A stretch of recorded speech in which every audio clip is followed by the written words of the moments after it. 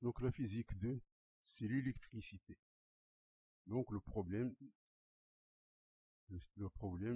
le circuit schématisé sur la figure ci-contre comporte un générateur, une bobine, deux condensateurs, 3 résistances, 6 interrupteurs. Le circuit sera sujet à 3 expériences indépendantes. Donc la première expérience, à l'instant T0 égale à 0, on ferme K0 et K2. Les autres sont restés ouverts. Donc donner l'équation différentielle qui caractérise la tension U1 de T, quelle est la constante du temps tau, étant donné que U1 à l'instant T égale à 0 égale à 0, quelle est la durée nécessaire en fonction de tau pour que la tension U1 soit égale à 9,5 volts. Au bout d'un certain temps T1, la tension U1 atteint une valeur permanente. Quelle est la valeur permanente du courant traversant la résistance R1? Quelle est la valeur de la tension U1 à l'instant T1? Quelle est l'énergie emmagasinée par le condensateur à l'instant T1 en fonction de la tension U1 de T? Donc ça, c'est la première expérience.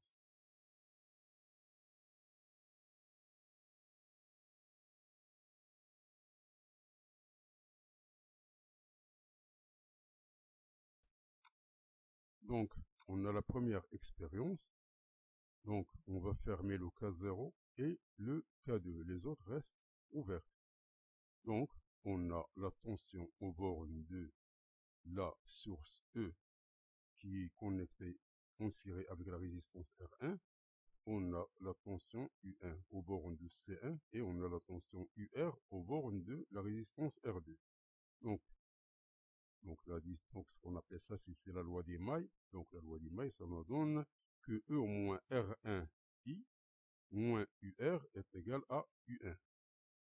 C'est-à-dire que E moins R1I moins R2I est égal à U1. C'est-à-dire que E moins R1 plus R2I est égal à U1. Et on sait que Q est égal à C fois U1, c'est-à-dire dQ sur dt qui est égal à I est égal à 7 dU1 sur dt.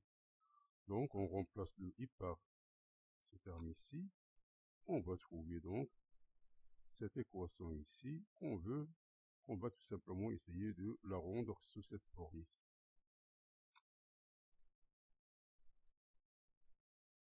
Donc dU1 sur dt plus U1 de t sur R1 plus R2 en facteur de C est égal à E sur R1 plus R2C.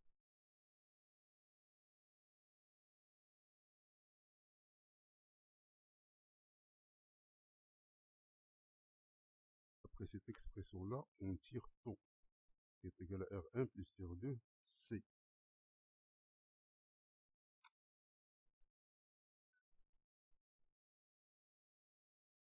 On a U1 à l'instant T égale à 0 est égal à 0 volts.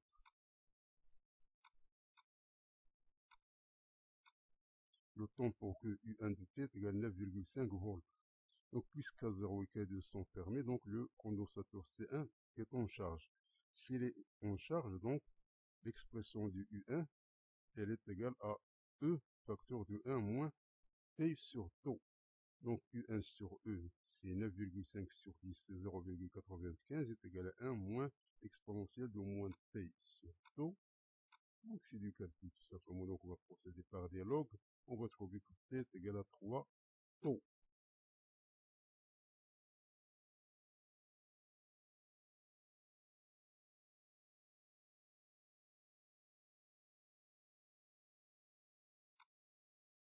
Au bout d'un certain temps T1, la tension U1 atteint une valeur permanente. Donc U1 est égal à constante, donc I est égal à C dU1 sur dt est égal à 0 ampère.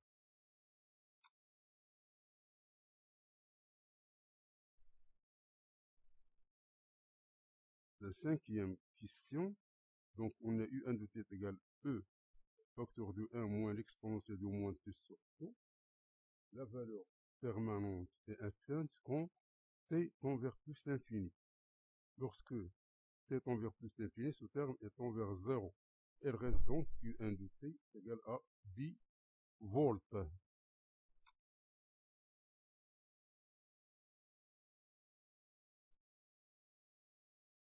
L'énergie emmagasinée dans le condensateur C1 est, donc c'est 1 demi C1 U1 au carré. Donc c'est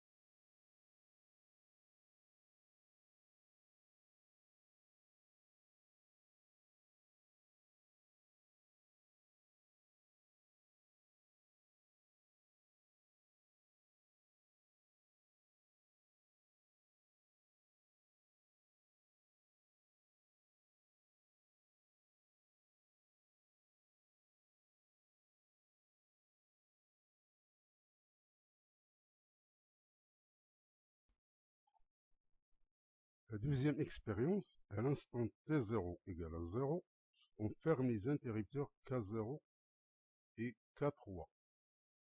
Tous les autres interrupteurs sont ouverts. Les tensions U1 de T, U2 de T atteignent leur valeur permanente. Donc, quelle est la valeur permanente de la tension U1 si l'on suppose que U1 de T0 elle est égale à U2 à l'instant T0 égale à 0 volts. Quelle sera la valeur permanente de la tension U2 si l'on suppose que U2 à l'instant T0 est égal à U20 qui est différent de 0 et que U1 de T0 elle est égale à 0 volts.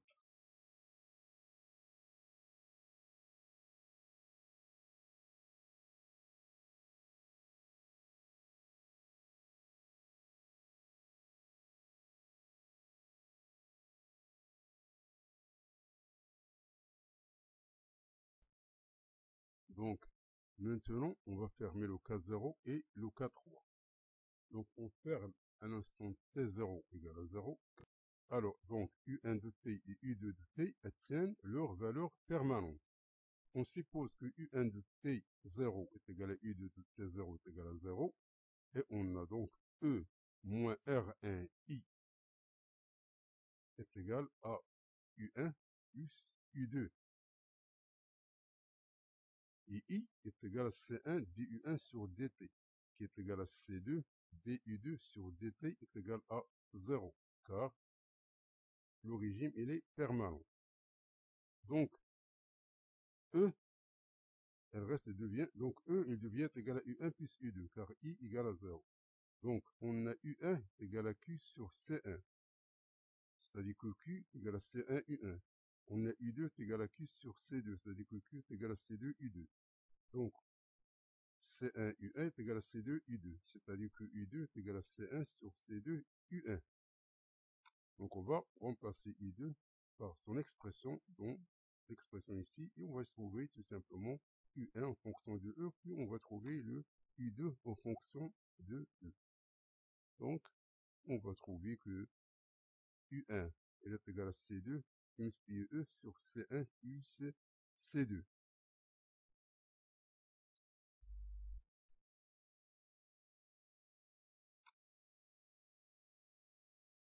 On suppose U2 est égal à U20 qui est différent de 0, et U1 de T0 égale à 0.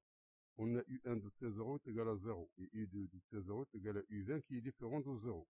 Donc la charge initiale sur, C2 IQ20 qui est égal à C2 U20.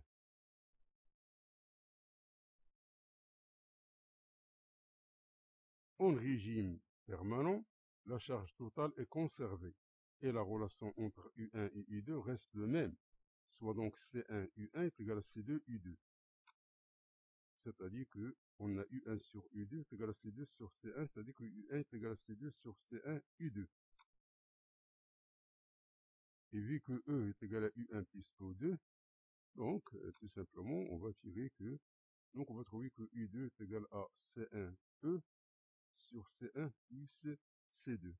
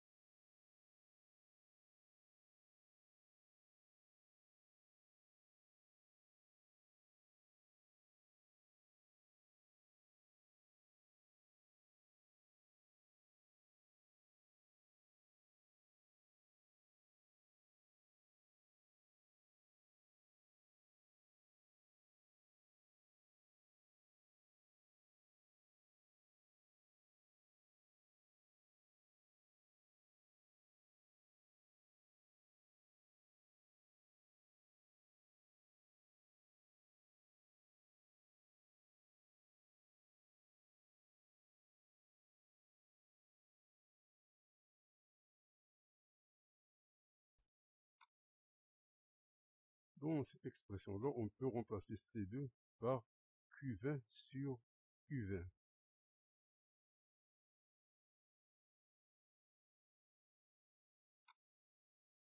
la troisième expérience, on suppose que tous les interrupteurs sont ouverts et que U2 est égal à 10 volts. Tout ça sont ouverts. On ferme K4. Donc lorsqu'on ferme K4, donc le condensateur C2 se décharge dans la résistance et dans la bobine. L'interrupteur K5 étant toujours ouvert. Ça, il est ouvert. Donner l'équation différentielle qui caractérise le courant E3 traversant la résistance R3, quelle sera la valeur permanente de la tension U2?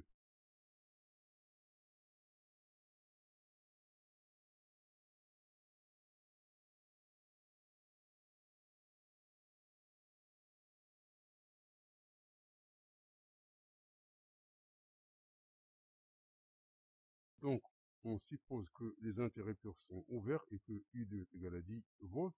On ferme l'interrupteur 4. Les autres sont tous ouverts.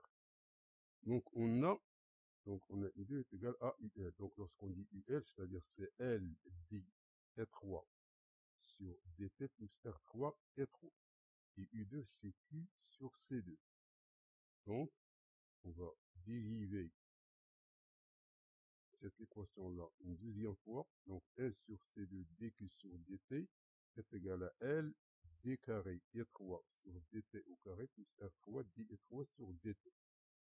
Donc, puisque le condensateur, elle se décharge, c'est-à-dire que la charge, elle, devient négative. C'est-à-dire qu'il y a une diminution de charge. Donc, il y a un signe moins ici. Donc, ça, c'est moins E3 sur C2 est égal à cette expression-là. Donc, on aura, donc après ramification des termes, on a voici l'équation demandée.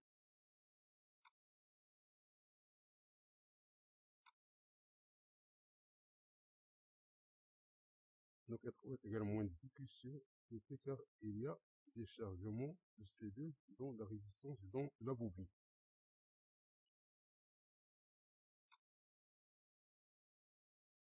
Donc, la valeur permanente de U2, le condensateur C2 est en état de décharge, donc U2 il est égal à E exponentielle de moins T sur P. À l'infini, ce terme-là étant vers 0, c'est-à-dire que U2 à l'infini, elle est égale à 0 volts.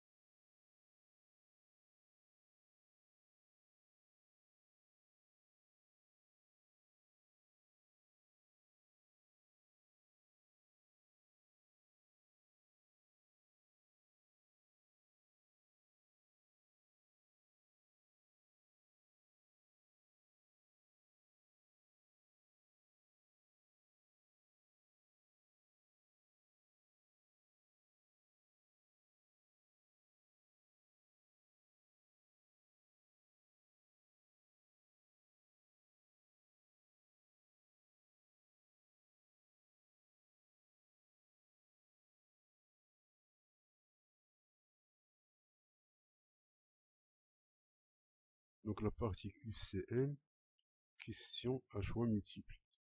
Donc 1, 3 bobines identiques d'inductance L et de résistance interne R sont mises en parallèle entre les points A et B. Donc le dipôle AB est alors équivalent à la capacité de 5 condensateurs de capacité C mise en série est toujours, c'est-à-dire voici les questions ici, c'est c'est facile. On essaie de déduire la valeur du courant I à l'aide d'un oscilloscope. À deux voies, cette valeur est un condensateur de capacité C initialement déchargé. Il se charge à travers une résistance R. La tension permanente à ces bornes est égale à 20. L'instant où la tension aux bornes de la résistance est égale à 7,4 volts.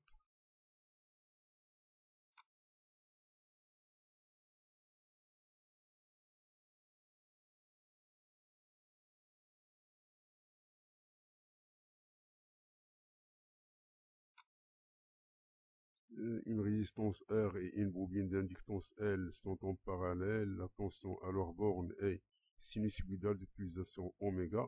Pour quelle valeur de R le courant efficace traversant la résistance est le double du courant efficace traversant la bobine? Donc, ça, ce sont des questions.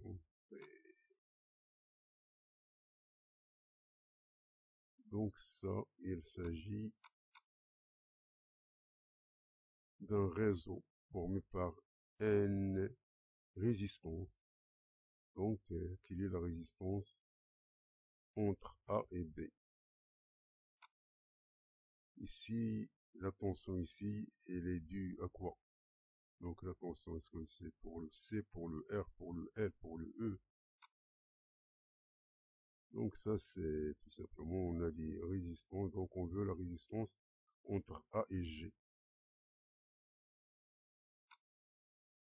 Et ça, tout simplement, est-ce que la loi d'Ohm est vérifiée ou bien non?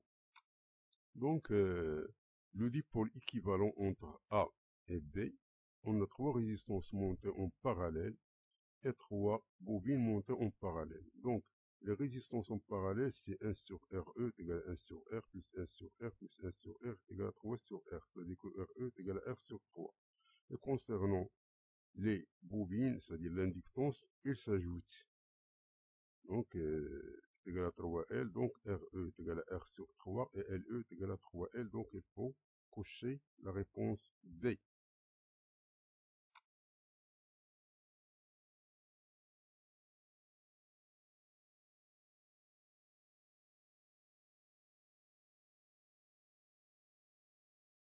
Pour la question 2, on a 5 condensateurs branchés en série.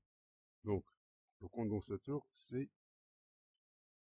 lorsqu'ils sont branchés en série, c'est comme on parle de résistance branchée en parallèle. Donc, on a 1 sur CE équivalent égal à 1 sur C plus 1 sur C plus 1 sur C plus 1 sur C plus 1 sur C, c'est-à-dire égal à 5 sur C, c'est-à-dire que CE est égal à 6 sur 5.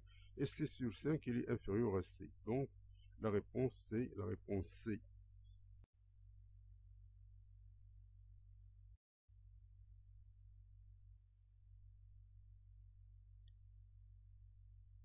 La question 3. Donc, si on, par exemple, on choisit ce croquis ici, donc la tension au bord de GBF est, donc c'est-à-dire cette tension, elle est donc mesurable dans la voie A. Donc quand on dit A, c'est-à-dire A avec le com. La tension au bord de la résistance, elle est mesurée dans la voie B avec le com ici. L'oscilloscope ne mesure que la tension. Il ne mesure pas le courant. Ici, il nous parle de courant.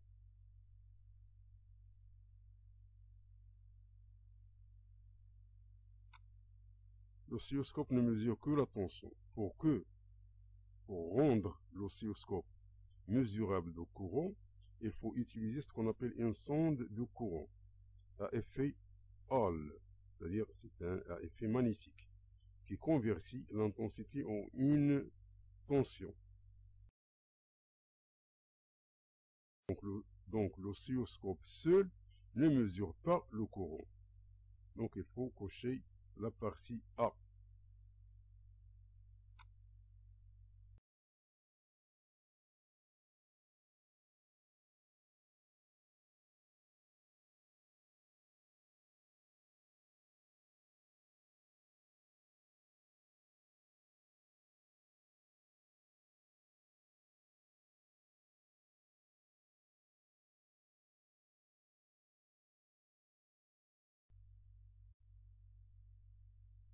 question, la tension UC au borne du condensateur pendant la charge est UC de T est égal à U0, facteur de 1 moins l'exponentielle de moins T sur taux, avec taux est égal à RC et U0 est égal à 20. La tension UR au borne de la résistance est reliée à la tension au borne du condensateur par la loi des mailles. On a UR de T est égal à U0 moins UC de T. D'où UR de T est égal à U0 au moins T sur taux, c'est-à-dire égal à 20, l'exponentielle de moins T sur RC. Or, UR de T est égal à 7,4 volts. Donc, tout simplement, donc, on va remplacer ici, et on va mettre le logarithme. On va trouver que le T il est égal à 0,5 taux.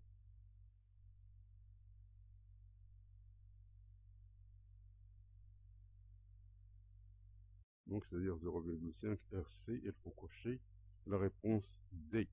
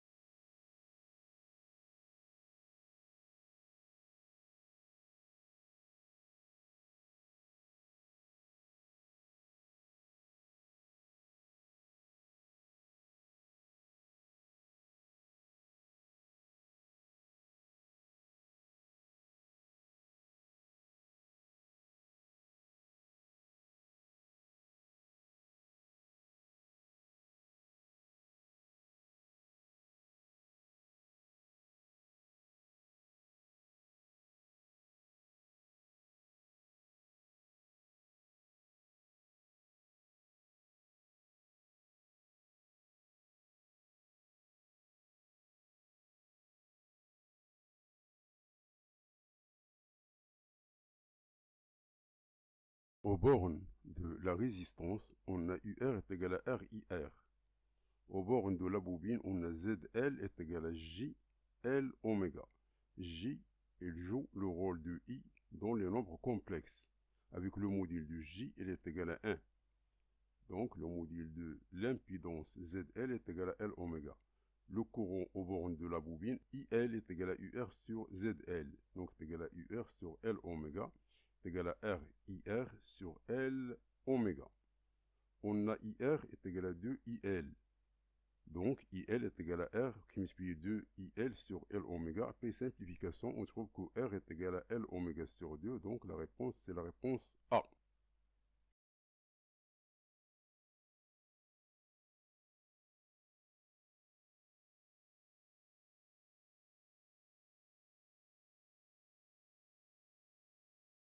La question numéro 6, on a U est égal à Q sur C et Q est égal à I fois du T. Donc, C est égal à I fois T sur U.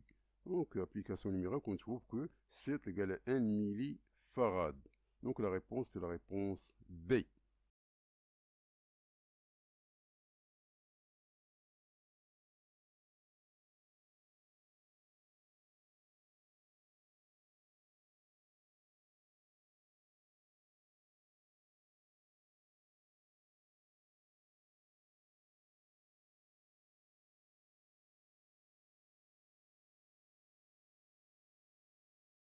La question 7, en basculant le commutateur de 1 à 2, alors la grandeur visualisée sur l'oscilloscope, ce n'est rien d'autre que la décharge du condensateur dans le R et dans le L.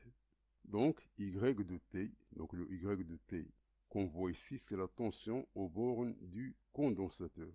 Donc il faut cocher la réponse C.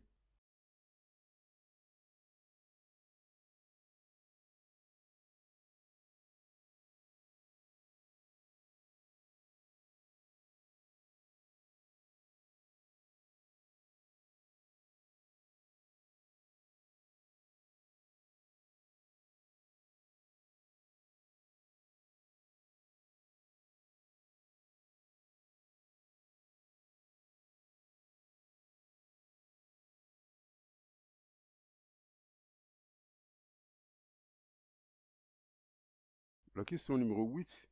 Ce réseau, il est formé par N-1 cellules plus une cellule, ça fait N cellules. Donc on veut résoudre ce problème grâce à ce qu'on appelle la méthode de récurrence. Donc si on choisit un seul bloc,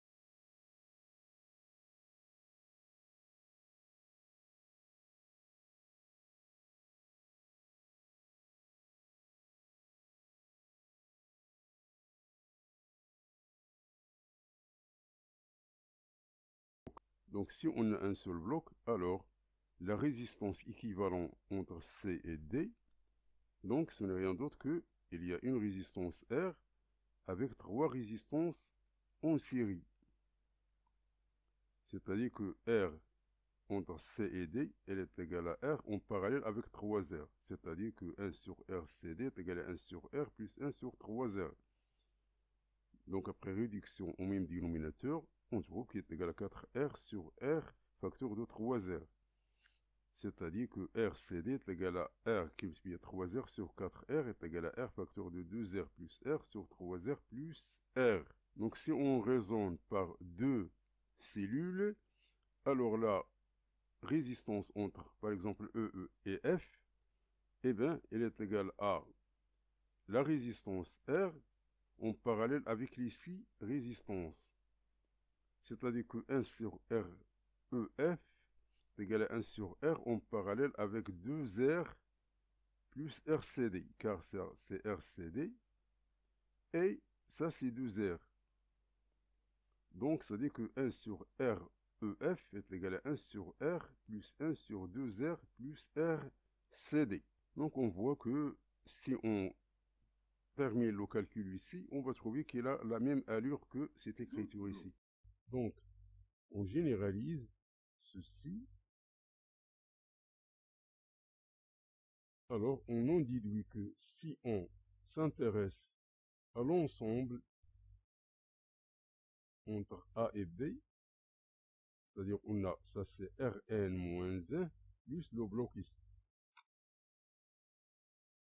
Donc ceci se présente comme on a 2R en série avec Rn-1 et R en parallèle avec Rn-1.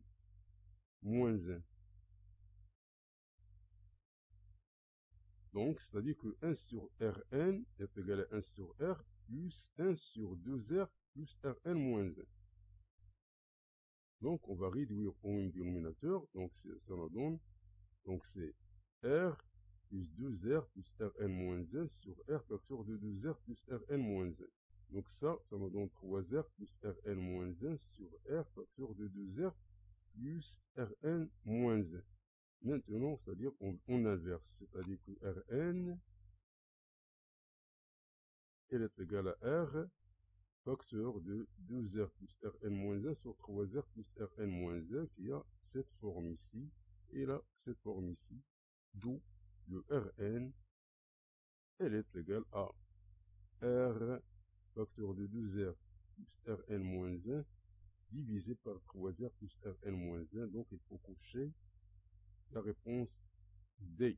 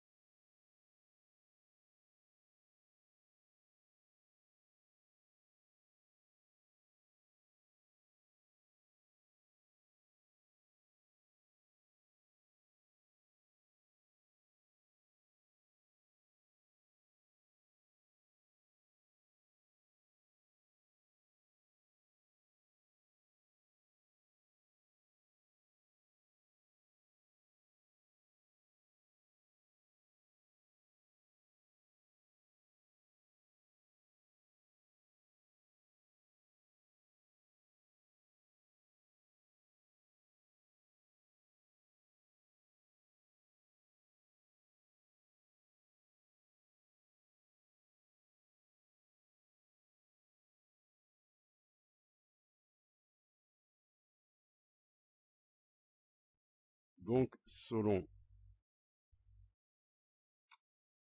l'énoncé de la question numéro 9, on a B, E, UD ont même potentiel. Et C, F et H ont même potentiel. C'est-à-dire que le B et le E et le D, ils forment une maille ici. C'est-à-dire qu'on a ici une résistance, il y a une résistance. Donc il y a trois résistances entre B, C et D, qui sont trois résistances en parallèle. Et on a trois résistances en parallèle entre C, F et H. Donc il reste 6 résistances en parallèle entre les divers points de la maille.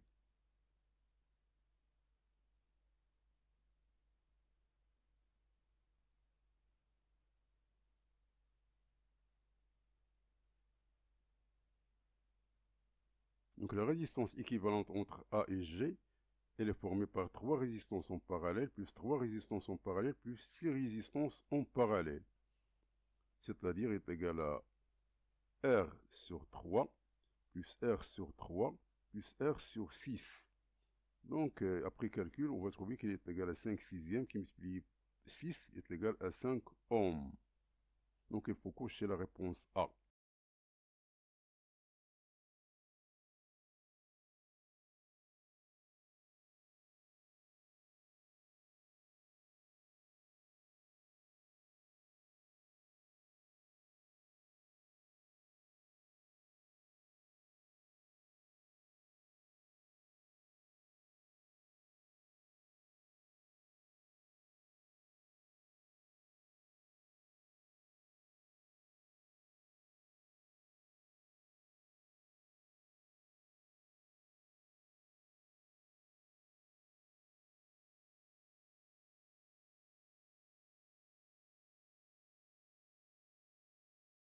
La question numéro 10, on mesure I grâce à l'ampèremètre. Donc l'ampèremètre, elle est en série, elle mesure le courant I. Le voltmètre, elle est en dérivation, elle mesure la tension aux bornes de la résistance R. Donc la loi d'Ohm, ça s'écrit UR est égal à R fois I'. On considère comme ça, c'est un pseudo-nœud. C'est pas un nœud, car il y a le voltmètre. Donc normalement, le courant, il passe, le courant qui traverse l'ampèremètre, elle passe dans la résistance. Il y a des impuretés, mais elle n'a pas de sens. C'est-à-dire que le courant qui va traverser le voltmètre, ça n'a aucune signification. Donc on a UR est égal à RI', c'est-à-dire qu'on a R est égal à UR sur I'. Le courant I traverse totalement la résistance, car le I seconde est à peu près égal à 0 ampère. D'où la valeur de R calculée par la loi d'Ohm est précise et est égale aux valeurs données par la lecture des codes, parce que la résistance, elle est constituée par des codes. Donc, lorsqu'on lit les codes, on va trouver que la mesure donnée par la lecture des codes et la mesure donnée par le quotient de la tension sur le courant sont la même. Donc, la valeur de R, elle est égale à UR sur I, elle est précise. Donc, il faut cocher la réponse A.